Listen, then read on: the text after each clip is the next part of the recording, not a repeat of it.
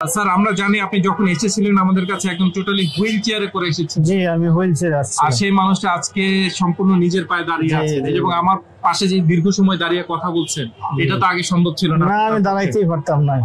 এখন সেই মানুষটা আলহামদুলিল্লাহ দাঁড়িয়েছেন। আমরা আশা করব যত দিন যাবে আপনি আরো সুস্থ থেকে সুস্থ হবেন ইনশাআল্লাহ। দর্শক এই মানুষটি হুইল চেয়ারে করে এসেছিলেন মাত্র 7 থেকে 8 দিনের ব্যবধান। আলহামদুলিল্লাহ আজকে সম্পূর্ণ সুস্থ এবং ভালো হয়ে বাসায় ফেরত যাচ্ছেন এবং উনি ওনার প্রবাস জীবন উনি ফেরত যাবেন। উনি সত্যি সত্যি হাঁটতে পারেন কিনা, কারণ উনি দাঁড়িয়ে থাকতে পারেন কিনা আমরা দেখেছি, আমরা একটু দেখবো উনি হাঁটতে পারেন কিনা। ওনার হাঁটাটা আমরা একটু দেখবো যে 7 থেকে 8 দিনে ওনার কতটুকু প্রোগ্রেস হয়েছে। স্যার আমার সাথে একটু হাঁটেন। আলহামদুলিল্লাহ মাশাআল্লাহ। কে বলবে এই মানুষটা কয়েকদিন আগেই হুইল চেয়ারে করে এসেছে এবং দেখেন এই যে আমরা যে হাঁটছি, আমি নিজে ওনার সাথে হেঁটে পারছি না, উনি আমার আগে হেঁটে হেঁটে যাচ্ছেন। আসসালামু আলাইকুম স্যার। ওয়ালাইকুম আসসালাম। কেমন আছেন? জি ভালো আলহামদুলিল্লাহ। শুনলাম আজকে নাকি চলে যাচ্ছেন? জি আলহামদুলিল্লাহ আমি আজ চলে যাচ্ছি, আমি সুস্থ হয়েছি ইনশাআল্লাহ। আলহামদুলিল্লাহ। এই যে সমস্যা নিয়ে আসছিলেন এটা কি এখন আগের থেকে ভালো হয়ে গেছে? মানে 100% ভালো হয়ে গেছে আলহামদুলিল্লাহ। খুব ভালো লাগছে। বাগানে কি করছেন? বাগান দেখছেন? বাগান দেখছি, খুব সুন্দর লাগতেছে, পরিবেশটাও খুব ভালো। কারণ এর একটা কারণ আছে, কারণটা হচ্ছে আমরা যখন সুস্থ থাকি আমার কাছে পৃথিবীর সবকিছু কিন্তু সুন্দর লাগে, ভালো লাগে। আর যখন আমি অসুস্থ থাকি পৃথিবীর সবচেয়ে ভালো জিনিস আমার কাছে ভালো লাগে না, সবকিছুই মনে হয় অসহ্যকর, তাই না? তো স্যার কি হয়েছিল যদি একটু বলতেন আমাদেরকে, কারণ আমি প্রথম দিকের ঘটনাটা আমার ভাই অনেক সমস্যা ছিল, আমি দাঁড়াইতেও পারতাম না, আমি হুইল চেয়ারে আসছিলাম এখানে। আচ্ছা। হুইল চেয়ারে আসার পরে এখন এই 10-12 দিন চিকিৎসা নেওয়াতে এখন আলহামদুলিল্লাহ পুরোপুরি সুস্থ হয়েছে, আমি হাঁটতে পারতেছি, চলতে পারতেছি আর কি। এখন আজকে আমাকে রিলিজ দিচ্ছে আলহামদুলিল্লাহ। কত বছর থেকে এই সমস্যাটা? এটা 3-4 বছর যাবত এই সমস্যা। গত 3-4 বছর? জি। কোনো দুর্ঘটনা বা কিছু হয়েছে? না কোনো কিছুই না, হঠাৎ করে এই রোগের মধ্যে ব্যথা। আচ্ছা। তো যখন প্রথম এটা শুরু হলো কোনো ডক্টরের কাছে বা কারো কাছে গিয়েছিলেন এটার জন্য? অনেক ডাক্তারের কাছে গেছি, ওইখানে নিউরো ডাক্তারের কাছে অনেক চিকিৎসা করছি, কিন্তু এটা ওই মেডিসিন খাইয়ে গেছি এইভাবে।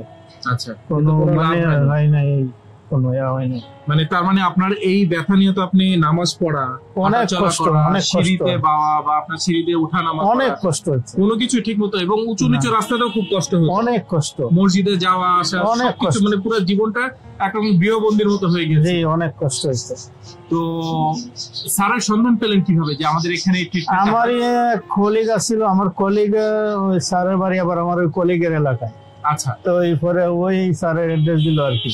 আচ্ছা। পরে স্যারের সাথে আমি ওই ইয়ার সাথে আসগর ভাইয়ের সাথে আমি ওইখান থেকে কন্ট্যাক্ট করছি। জি জি। কন্ট্যাক্ট করার পরে আমি ডাইরেক্ট এয়ারপোর্ট থেকে এখানে অ্যাপয়েন্টমেন্ট। আলহামদুলিল্লাহ। স্যারের পরিচয়টা তো ঠিকমতো জানলাম না।